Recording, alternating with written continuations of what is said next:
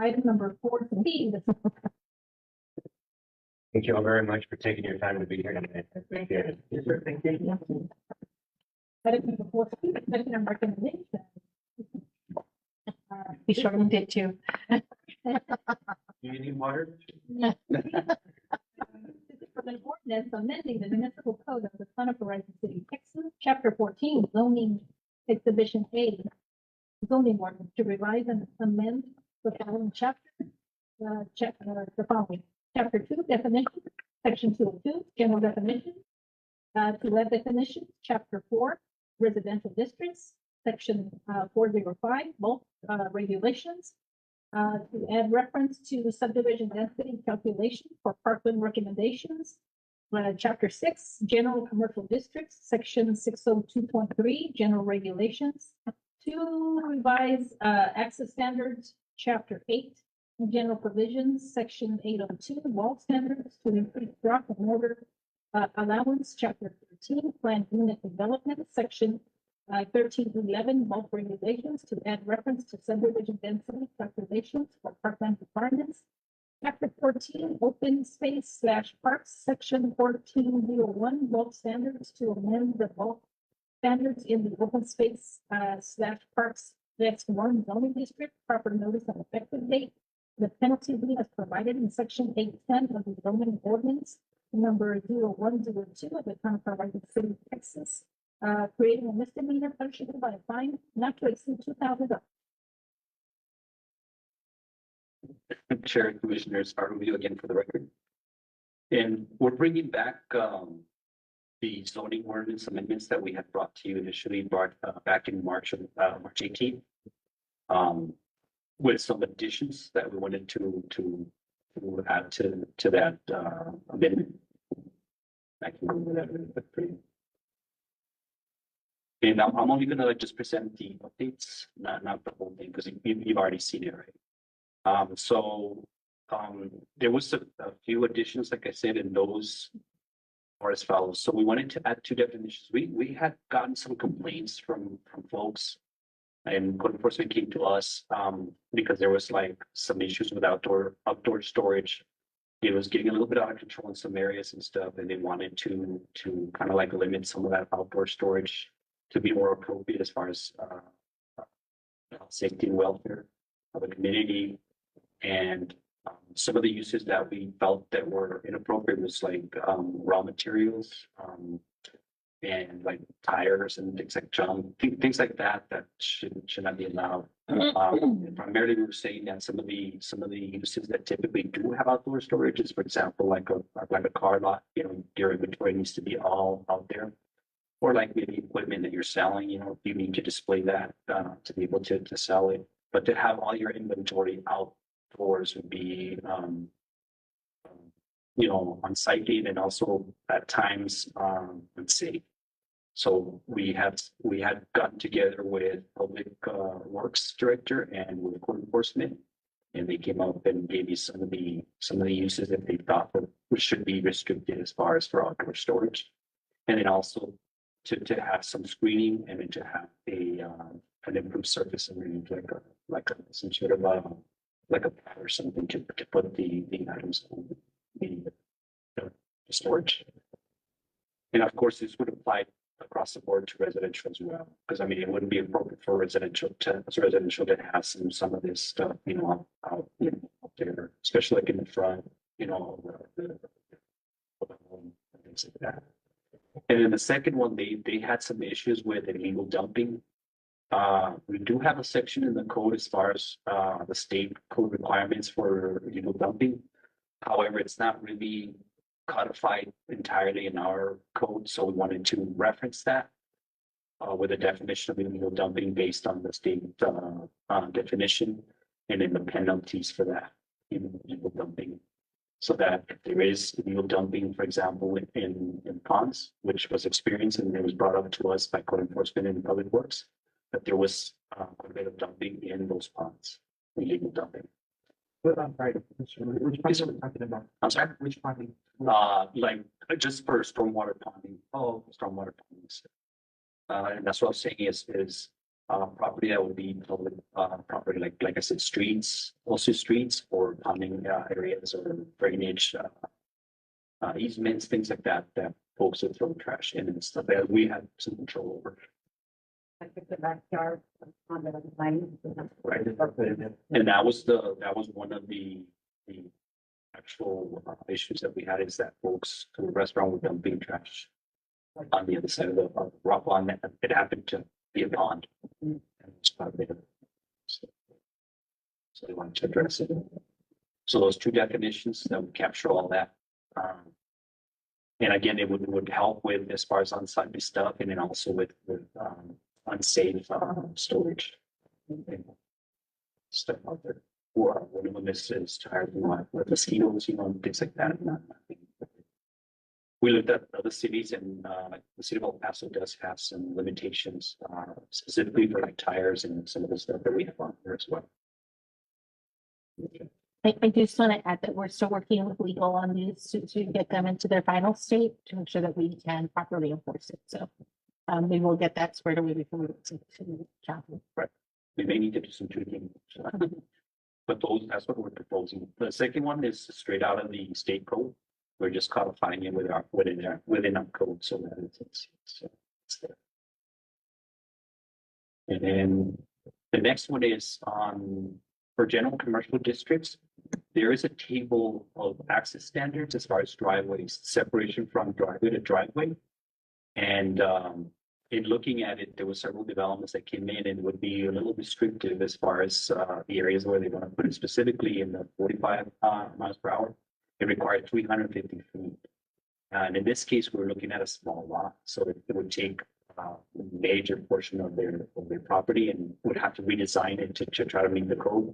And even if that, with the smaller lots, they probably would not even be able to meet it at all. So again, we looked at other cities and stuff, and the city of El Paso had a much smaller one. We're not saying we're going to go to that. What we did is we took it to our city engineer, and our city engineer is looking at it so that they could provide some recommendations and in a table as far as what they recommend that would be safe. But we do want to put in there a note that says that if the engineer determines that they need more than what we're putting in as a minimum, that would be required, that the engineer decide that based on the issues. And we'd also be moving this to the design standards for construction. Exactly. So it's not in the ordinance, so that if in the future we need to make adjustments, it's a much easier and faster process to do that. That's done by resolution at the council level. So our engineers looking at it. So the major change is to remove this from the zoning ordinance. We'll still reference the driveway distances, but refer them back to the design standards for construction. So just a quick question, why is the distance between driving and Right now, it's a little restricted because it's like, for example, one example that I gave you, it's like 350 feet separation from driveway to driveway. The city of El Paso example is only 20 feet. Okay, this is what we have right now. Yeah, that whole price will be, yes, sir. What you show is strike it down is what we. Right, even at the smaller speeds, it's 150 square feet. And again, if it's a small lot, they won't be able to do it. They won't be able to have the two driveways. Right. It makes it difficult, especially for infill development where you have existing driveways. Yeah. On either side or on one side to meet that distance requirement. And so we want to make sure that we're being safe, but we want to be able to provide them some flexibility to develop that. And right now, there is none. You have to meet these distance requirements. So The other point I want to make is that currently, a majority of development would be out of compliance. Right, so. Yeah, Because we it- have some- The 350 feet requirement, say for example, 45 miles per hour. The distance between driveways is 350 feet, am I reading that right? between the two, right? Yes, sir. This is currently, Currently, exactly. and I don't think we have any. this is for commercial. This is for commercial. We're talking about this. You're gonna have a lot of you want two driveways. Right. Yeah, and it'll help for circulation and lots. All right, And typically, it's preferable to have the two driveways when it's a development like that might have quite a bit of traffic circulating, right? As opposed to just one single one. you grab them there on the street. I'm sure you're telling, I mean, I'm already thinking about everything. But again, the engineer would have the final say. The engineer would have the final say. There's so if you have a deceleration lane, which like Right. the right and hands, then that's not an issue. If you have a separate lane to get out of traffic.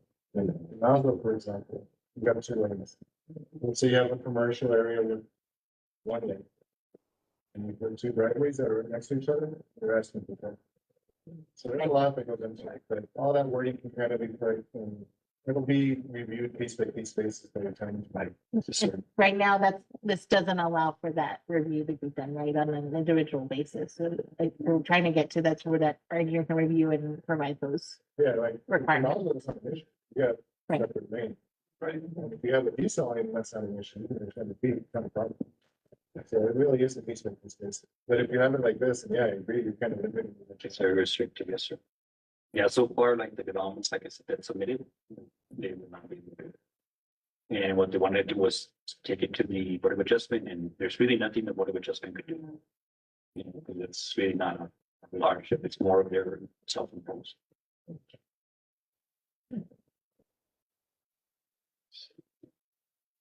And I think that's, we also were proposing, I don't have it on here, but we were proposing also, we had discussed it before as far as notification. Specifically for this case, we had to re-notify again. So we had to go through that expense for the re-notification. And then again, the fee that the applicant pays does not, they would cover that. So it will be additional fees to the town of Horizon City. The state code only requires notification to the final governing body or the final decision maker, which would be city council, and not for the P&Z. Right now, the way the code is in Horizon City is notify in the newspaper at P&Z and at city council. At P&Z, they already get a letter and they get it in council as well. And then we also post it in the on our agendas in the online stuff. So there's like actually 3 ways that they get notification. And then the sign itself that's out there where they get the notification. So there's already several ways that they get that. Other cities do it the same way. They only require it at city council as far as both the newspaper and the letter, but we require it here at PNC as well. So We're not changing that. We're still going. we're proposing to change it to not require the PNC, the newspaper notification. Everything else would be the same. The sign, the letter to the property owners within 200 feet, everything else. Public notice for public hearing. It would just be removing the requirement to publish in the newspaper. Because really, it's only required by state law, it's only required at the time that the governing body is taking action on it, which is council. And so again, we've had issues with meeting quorum, and so every time that happens, we have to post again in the paper, and that's another added expense. So in the last, say like 5 to 10 years, the state law changed for replats, for example. Whereas before you had to notify it before, right, for a replat. Well, there's not a whole lot that can be done when it comes to planning. So people would show up and get upset when the council couldn't do anything about it. So they changed the requirement to notify after it's replatted to let them know that this replat happened. So there have been, changes at the state level to some of the notification requirements because it just, and so I get the feeling that here they get the letter, great, and they want to show up. That's wonderful. It's really the people that are going to be impacted the most, right? The ones that are closest. Whereas if someone sees it in the paper and comes in and then they realize, well, this isn't the final decision, they may not, be too happy about that. So I think it's really critical that we do all of those notifications at the council level. And here we'll still put it, send out the letters about the public hearing, and the applicant will still be required to post on the property. So we think that is sufficient notice for this body, and then we'll do the newspaper at the city council level. Now, this is something that we just recently discussed, so we have not discussed it with our legal, so we'll have to discuss it with them as well. But we just wanted to make sure that we notify you that we will be recommending that, and we hope that you all will support that recommendation with these changes. Approximately how many letters?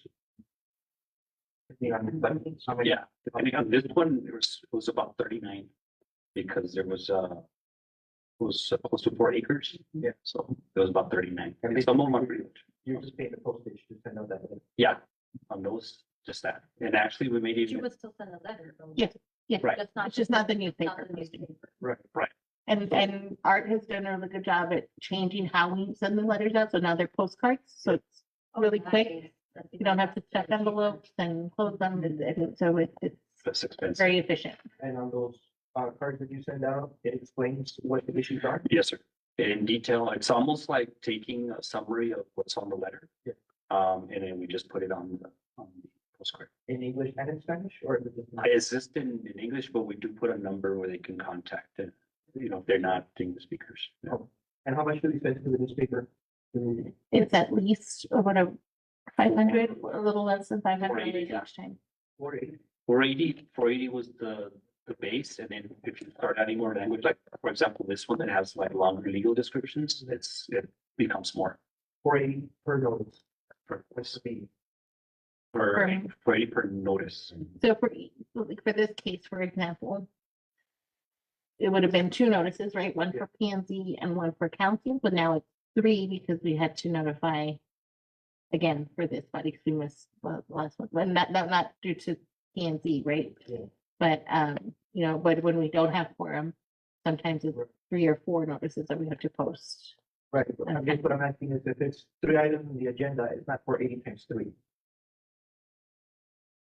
It depends. If it's 3 zoning item, rezoning, then yes, It it's is. 40 times 2. Yeah, I think it's based on the number. The number of letters. Right. how much space we're Right. taking up on the. And we do try, we have 3, we'll try to put them all in the same notice, but it's still, yeah, Right. expensive. I used to work for the newspaper and circulation department in advertising, and I didn't realize it was that expensive.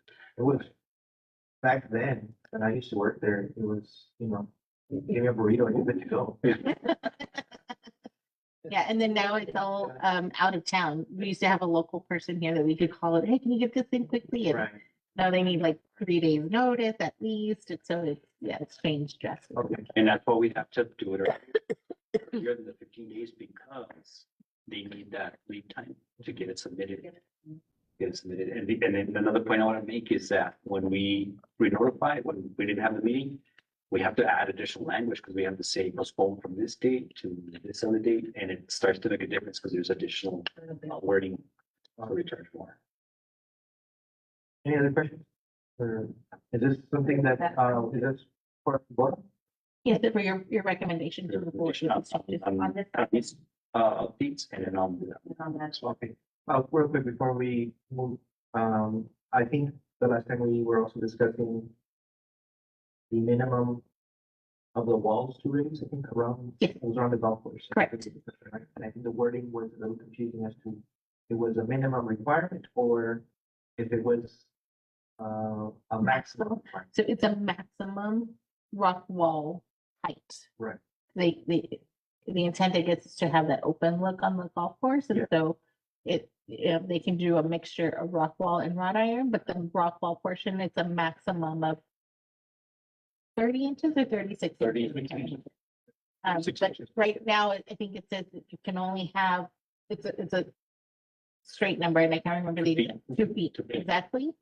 So that doesn't allow, you know, when it's like a different elevation or a change in elevation doesn't allow any flexibility. So by just changing that little bit of language or that, you know, a maximum and going up to 36 inches, we believe that that'll help meet that.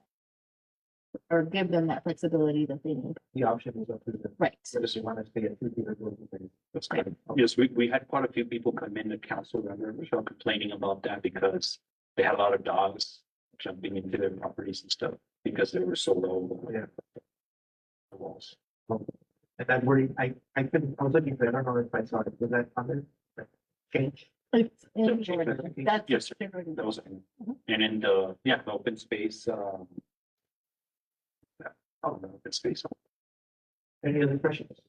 I have a question on that. So that's in addition to what they currently have right now? An additional wall further rock wall? No, it's, So if they already have an existing wall, yeah, I mean, they would have, so, they would have to break it down and. no. That's why I'm like, wait a minute. For the new house, No, for new walls. For new walls. Now, if they have a swimming pool, then they have to have a 6-foot rock. Right. That, and so that's That's already expected, right? So, but I mean, if it's been in existence, we can definitely look at it as a legal non-conforming issue. It just depends on when it was built. But really, it's for new projects. So if they want to come in and change the height of their wall, they have to meet this requirement. I know that is a safety issue as well, because there's a lot of falls that go through, I mean, you wouldn't believe how many, even though they're not facing the property, it literally goes across rooftops. So I have friends that live up, right, by the golf course, and it goes over the roof. Well, they're right there. Yeah. My friends are right there. So I'm sure it goes to your backyard. No, I have had an golf course in my front Yeah, yard. and they're literally on the range, so it's like, Yeah. you would think, oh, no, yes, it does, no, people are going the wrong way. on that. It's kind of hard to address too, because I know that sometimes folks complain about if they put nets. Right, Because they look. well, it's broke a lot of windows, I'm lucky mine have not been broken, when I'm parked out there, because it's hit the windows, so that's why I'm like. Turn the whole time. I'm like, no. Thank you for the clarification. Any other questions? We have a motion. I move to approve, the recommendations and the, changes. As Mr. Rubio presented them. Second. Hold the. Commissioner. Do that? Aye. Aye. Melinda? Aye. Abby? Aye. Rodriguez? Aye. Motion carried. Item number 5, this is 5A actually, this is on the planning and zoning meeting minutes for the regular meeting held on March 8th. 24. Did everybody get a chance to read them? So, any questions? There was a small typo on